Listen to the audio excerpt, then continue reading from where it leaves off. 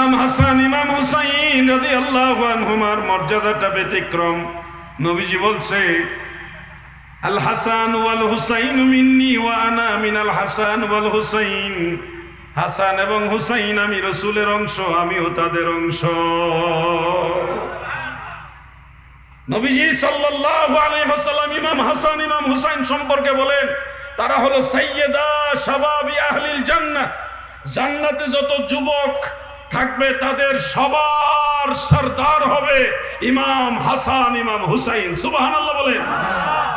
Special আমাদের প্রিয় নবীজি রাসূল আকরাম সাল্লাল্লাহু আলাইহি ওয়া আলিহি ওয়াসাল্লাম বলেছেন, সাতাফতারিকু মিন উম্মতি 73 মিল্লাতান কুল্লুহুম ফিন্নার ইল্লা মিল্লাতান ওয়াহিদা। ক্বালু মান হিয়া ইয়া রাসূলাল্লাহ? ক্বালা মা আনা আলাইহি ওয়া আসহাবি। রাওয়াহু তাবরানী ওয়া তিরমিজি। আল্লাহর নবী বলেছেন, আমার উম্মত 73 দলে বিভক্ত হয়ে যাবে, সব দল জাহান্নামে চলে যাবে, ইল্লা মিল্লাতান ওয়াহিদা, শুধুমাত্র একটি দল ব্যতীত। 73 দলের মধ্যে শুধুমাত্র একটি দল জান্নাতে যাবে, আর বাকি 72 দল জাহান্নামে চলে যাবে। এটা আমার দয়াল নবীজির ঘোষণা। মনে রাখবেন, এই 72 দলে যারা থাকবে তাদের সাইনবোর্ডও হবে মুসলমান, তাদেরও মাথায় টুপি থাকবে, মুখে দাড়ি থাকবে, গায়ে পাঞ্জাবি জুব্বা থাকবে, রুমাল থাকবে, আর অনেক সুন্নতি পোশাক থাকবে, কিন্তু আকীদা সঠিক থাকবে না। আবার যারা হক এক দলের অনুসারী, জান্নাতি দলের অনুসারী, তাদের মাথায়ও টুপি থাকবে, মুখে দাড়ি থাকবে, গায়ে জুব্বা থাকবে, নবীর সুন্নতের ওপর আমল থাকবে, কিন্তু তাদের আকীদা সঠিক থাকবে। এই দুই দলের মধ্যে পার্থক্যই হবে আকীদা দিয়ে। আকীদা মানে বিশ্বাস। ইসলামের মৌলিক যে জিনিস ঈমান, সেই ঈমানকে পিওর রাখার জন্য, সঠিক রাখার জন্য, বিশুদ্ধ রাখার জন্য আপনার আকীদা, বিশ্বাস, এটা সঠিকভাবে রাখতে হবে। উদাহরণ হিসেবে আপনাদেরকে একটা প্রশ্ন করি এবং এটা নিয়ে আমি একটু কথা বলি। আপনারা বলুন, আল্লাহ কয়জন? সবাই আওয়াজ দিয়ে বলেন, আল্লাহ কয়জন? এটা আপনাদের কি আমল না আকীদা? এটা আমল নয়, এটা আকীদা। আমল হলো একটা কাজ, নামাজ একটা আমল, রোজা একটা আমল, দাড়ি রাখা একটা আমল, কিন্তু আল্লাহ একক, লা শারীকা লাহ, আল্লাহর কোনো অংশীদার নাই। এটা আপনার আমল না, এটা বিশ্বাস, এটা আকীদা। এটা কি? আকীদা। আল্লাহ একক, আল্লাহর কোনো শরীক নাই, অংশীদার নাই। কেউ যদি প্রশ্ন করে যে আল্লাহ তাআলা তিনি সৃষ্টিকর্তা হলে আল্লাহকে কে সৃষ্টি করেছেন, এরকম প্রশ্ন যদি করে, তখন এই প্রশ্নটা হবে আহম্মকি প্রশ্ন, নির্বুদ্ধিতার পরিচয়। মনে রাখবেন, আল্লাহকে কে সৃষ্টি করেছেন এই প্রশ্ন যে করে সে জ্ঞানী নয়। সৃষ্টিকর্তা, স্রষ্টা তিনি হন যাকে কেউ সৃষ্টি করেনি। যাকে সৃষ্টি করা হয়েছে তিনি স্রষ্টা থাকে না, সৃষ্টি হয়ে যায়। যাকে সৃষ্টি করা হয় সে সৃষ্টি, সে স্রষ্টা নয়। আল্লাহ তাআলা স্রষ্টা এই কারণেই তাকে কেউ সৃষ্টি করেনি, বরং তিনি সব কিছুকে সৃষ্টি করেছেন। আকীদা বুঝেন? নাস্তিকদের প্রশ্নের উত্তর সহজে দিয়ে দিতে পারবেন যে আল্লাহকে কে সৃষ্টি করেছে। তো এই কথার উত্তর হলো, আল্লাহকে যদি সৃষ্টি করা হতো তাহলে তিনি স্রষ্টা হইতেন না। যেহেতু তিনি স্রষ্টা, সেহেতু তিনি সৃষ্টি না, বরং সকল সৃষ্টির স্রষ্টা হলো আল্লাহ। এগুলি আকীদা আপনাকে মনে রাখতে হবে। আল্লাহ সম্পর্কে আরেকটা আকীদা আপনারা খেয়াল রাখবেন। অনেক আলেমরা ঝুসে বলে ফেলেন যে নবী হলো আল্লাহর ছায়া, নবী আল্লাহর ছায়া। মনে রাখবেন, দয়াল নবীজির শান ও আজমত আমার আল্লাহ অনেক উঁচা করেছেন, অনেক রফা করেছেন, বুলন্দ করেছেন, সেটা অবশ্যই অনস্বীকার্য। কিন্তু নবীজিকে আল্লাহর ছায়া বলা যাবে না। বললে এখানে ঈমানের ঘাটতি হবে, আকীদা নষ্ট হবে, আপনার ঈমান সমস্যা হয়ে যাবে। কেন আল্লাহর ছায়া কাউকে বলা যায় না? কেন? কোরআনুল কারীম আল্লাহ তাআলা বলেছেন, ওয়ালাইসা কামিসলিহি শাই, আল্লাহর মতো কিছুই নাই। আল্লাহর মতো, মতো মানে কি? মেসাল। মেসাল মানে উপমা, তুলনা। আল্লাহর সাথে মেসাল দেওয়ার, তুলনা দেওয়ার, উপমা দেওয়ার মতো কিছু। এখন আপনি যদি একটা লাইটের সামনে দাঁড়ান, তা আপনার অপোজিটে লাইট যেদিকে এর বিপরীত দিকে আপনার শরীরে ছায়া পড়বে। দিনের বেলায় সকালে অথবা বিকালে যদি দাঁড়ান তাহলে আপনার শরীরের ছায়াটা সূর্যের আলোতে পড়বে। তা আপনি চিকন হইলে চিকন সাইজের ছায়া পড়বে, মোটা হলে মোটা সাইজের ছায়া পড়বে, পেট বড় হইলে বড় পেটওয়ালা ছায়া পড়বে, পেট সমান হইলে সমান পেটওয়ালা ছায়া পড়বে, তাই না? যার বডি যেরকম তার ছায়াটাও সেরকম। তার মানে ছায়াটা তার কায়ার সাথে মেশাল দেয়, উপমা দেয়, সদৃশ বা সাদৃশ্যতা দেয়। এই জন্যে ওয়ালাইসা কামিসলিহি শাই, আল্লাহর মতো কিছুই নাই। এই আয়াতের আলোকে নবী পাক সাল্লাল্লাহু আলাইহি ওয়াসাল্লাম অথবা কোনো কিছুকে আল্লাহর ছায়া বলা যাবে না। আকীদা কি বুঝতে পারতেছেন আপনারা? অনেক বড় বড় আলেমরাও এই ভুলগুলি করে গেছে, সেগুলোর সংশোধনী দিয়েছেন হলো হযরতে মুজাদ্দিদ আল ফিসানি রহমাতুল্লাহ আলাইহি। তিনি এগুলি মাকতুবা শরীফে ধরে ধরে বলছে যে এটা বলা যাবে না, আকীদার সংশোধন করাই দিছে। এই জন্য আমার দাদু ভাইয়েরা গো, এই মত শব্দ থেকে আরেকটা কথা আমার স্মরণে আসলো। যুবক ভাইয়েরা, তোমাদের এটা জানা দরকার, মত মানে মেসাল, উপমা, এই বিষয়টা বুঝে আপনারা আরেকটা আকীদা সংশোধন করে নেবেন। আমরা যারা সুন্নি আমাদের আকীদা এই ব্যাপারে ঠিক আছে, যাদের মধ্যে একটু লড়র ফড়র আছে তারা একটু ঠিক করে নেবেন। যেমন কোরআনুল কারীমের মধ্যে আমার আল্লাহ তাআলা বলেছেন, قل إنما أنا بشر مثلكم يوحى إلي أنما إلهكم إله واحد। সূরা কাহফের 110 নম্বর আয়াতের মধ্যে এটা উল্লেখ আছে, এবং সূরা হামিম সাজদার 6 নম্বর আয়াতের মধ্যে একই কথা উল্লেখ। আমার আল্লাহ বলেন, নবী গো, আপনি বলুন আমি তোমাদের মতো মানুষ, আমার কাছে ওহী আসে, আর তোমাদের প্রভু একক আল্লাহ। এই আয়াতের আলোকে আমরা সুন্নি মুসলমানেরা বুঝি একরকম, আর যাদেরকে ওয়াহাবি বলা হয় তারা বুঝে আরেক রকম। মনে রাখবেন, এখানে আল্লাহ তাআলা বলেছেন ইন্নামা আনা বাশারুম মিসলুকুম, হাবিব আপনি বলুন নিশ্চয়ই আমি তোমাদের মতো বাশার, তোমাদের মতো মানুষ। এখানে মেসালের কথা আসছে, মতো মতো উদাহরণ উপমার কথা আসছে। খুব খেয়াল করে শুনবেন যুবক ভাইরা। অনেকে বলেন কোরআন শরীফের ভিতর আছে নবীজি আমরার মতো, তাহলে আমরা এখনো কোরআন মানবো না? কোরআন মানবে, কিন্তু কোরআন নবী যেইভাবে মানছে ওইভাবে মানতে হবে। তুমি তোমার মতো করে কোরআন মানলে হবে না, কোরআন মানতে হবে আল্লাহর নবী যেইভাবে মেনেছে ওইভাবে, সাহাবায়ে কেরাম যেইভাবে মেনেছে ওইভাবে। কোরআন যার যার মতো ব্যাখ্যা করে মানলে হবে না। যে নবীজি কোরআনের এই আয়াত কিভাবে মানছেন, আল্লাহ তো বলছে নবী আপনি বলেন আমি তোমাদের মতো মানুষ, তো এটা নবীজি কিভাবে মানছেন?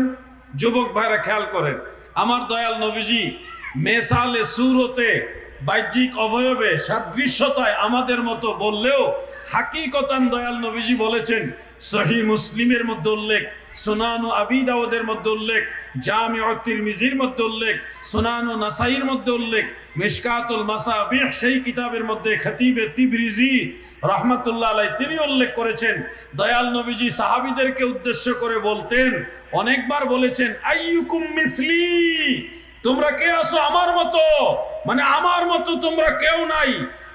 কোন সময় নবীজি বলতেন লাস্তু কাহাদিকুম, আমি তোমাদের কারো মতো নই। কখনো বলতেন লাস্তু কাহাদি মিনকুম, আমি তোমাদের মধ্য হতে কারো মতো নই। তাহলে কোরআনের আয়াতের সঠিক মর্মার্থ নবীজি তুলে ধরছেন এইভাবে যে বাহ্যিক সুরতে, সিফতে, অবয়বে, সাদৃশ্যতায়, মেসালের দিকে আমি তোমাদের মতো হলেও হাকিকতে তোমরা কেউ আমি রসুলের মতো না। কোরআন এবং হাদিস, হাদিস এবং কোরআন দুইটা একসাথে সমন্বয় করতে হবে। আমার দাদু ভাইয়েরা, কিছুদিন আগে একজন বিপদগামী ভাই সোশ্যাল মিডিয়াতে একটা স্ট্যাটাস দিয়েছে। তিনি বলেছেন নবীজি আমাদের মতোই মানুষ, এমনকি তিনি বোঝাইতে গিয়ে বলতেছে আবু জাহেল যেরকম মানুষ আমার নবী ওরকম মানুষ। নাউজুবিল্লাহ বলেন। আবু জাহেলের সাথে আমার নবীজিকে নিয়ে তুলনা দিছে। আমার মনে হয় এই লোকটা এই জমানার আবু জাহেল, এই লোকটা এই জমানার আবু জাহেল। সে আর কোনো লোক পাইল না। দৃষ্টিভঙ্গি দেখেন, তার দৃষ্টি হলো আবু জাহেলের দিকে। আর আমার নবীজির ব্যাপারটা তো তুলনাই দেওয়া যাবে না। কোন নবী, কোন রসুল, হযরত আদম থেকে হযরত ঈসা পর্যন্ত কোন নবীও আমাদের নবীর মতো রাসূল। তোমারই কারণে বিশাল ভুবনে মহান আল্লাহ তাআলার পরিচয় রাসূল, আল্লাহ তাআলার পরিচয়। যুবক ভাইয়ের আমার, আনা বাশারুম মিসলুকুমের ব্যাখ্যা করেছেন আমার নবীজির আদরের সাহাবী সম্পর্কে আমার নবীজিরা চাচাতো ভাই হযরত আব্দুল্লাহ ইবনে আব্বাস রাদিয়াল্লাহু তাআলা আনহুমা নবীজির আপন চাচাতো ভাই এবং নবীজির সাহাবী। কেমন সাহাবী? অন্যান্য সাহাবীদের চেয়ে ওনার আলাদা একটা মর্যাদা আছে, ওটাকে বলা হয় রইসুল মুফাসসিরিন। তিনি সাহাবীদের মধ্যে যারা মুফাসসির, তাফসীর করতেন, তাদের মধ্যে উনি সবার সেরা। মারহাবা বলেন।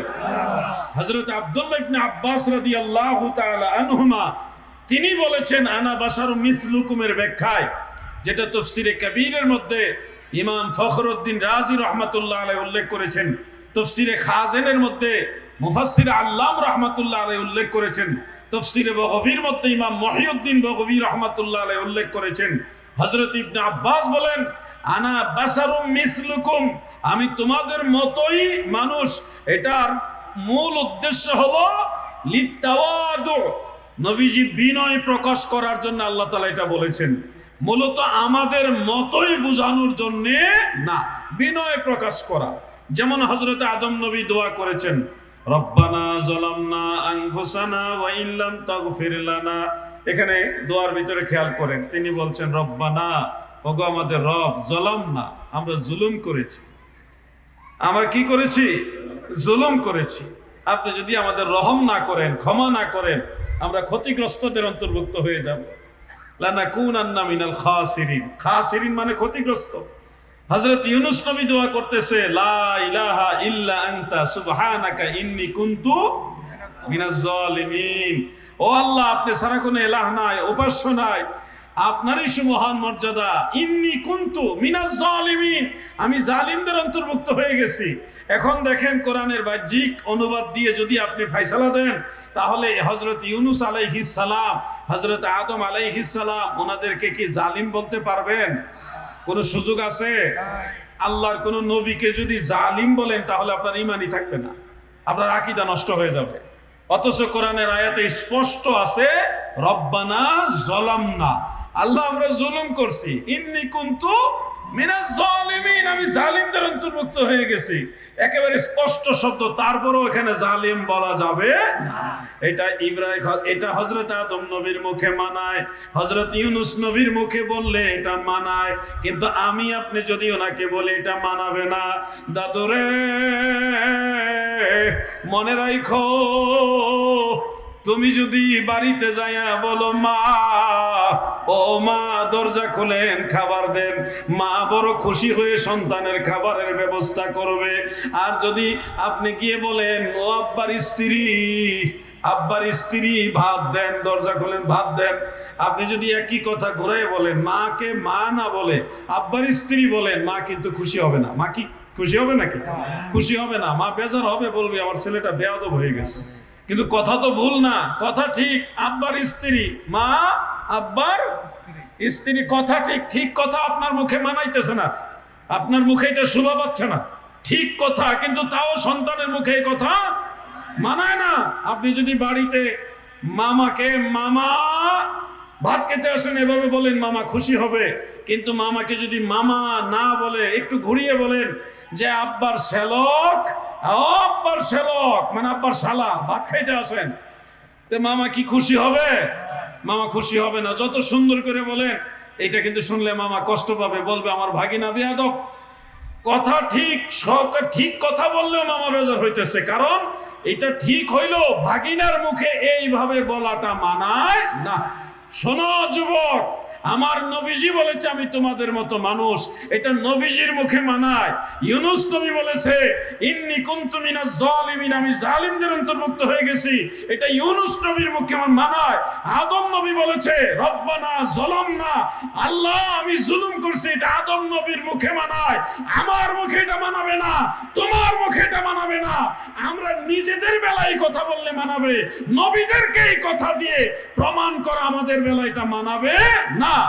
তুমি যদি তোমার মাকে মা বলে ডাকো, মা খুশি হয়। তুমি যদি মাকে আব্বার স্ত্রী বলো, মা বেজার হয়। তুমি যদি তোমার মামাকে মামা বলো, মামা খুশি হয়। যদি মামাকে মামা না বলে আব্বার শেলাত বলো, মামা বেজার হয়। ঠিক তেমনি ভাবে আমার নবীকে যদি আল্লাহর নবী ইয়া রাসূলুল্লাহ বলে ডাকো, নবী খুশি হয়। তোমার আমার মতো মানুষ এই নজরে দেখলে নবী কষ্ট পায়, ঠিক কিনা বলে? এই জন্যই নবীজি বলছেন লাস্তু কাহাদিকুম আইকুম মিসলি, আমি তোমাদের কারো মতো নই, তোমরা কে আছো আমার মতো? সাহাবাই কারাম, আমার দয়াল নবীজির আদরের সাহাবাই কারাম কি বলতেন? সহিহ বুখারীর প্রথম খণ্ডের 7 নম্বর পৃষ্ঠায়, কত নম্বর পৃষ্ঠা? 7 সেখানে উল্লেখ রয়েছে সাহাবাই কারাম বলতেছেন ক্বালু লাসনা কাহাইয়াতিকা ইয়া রাসূলুল্লাহ, নবী গো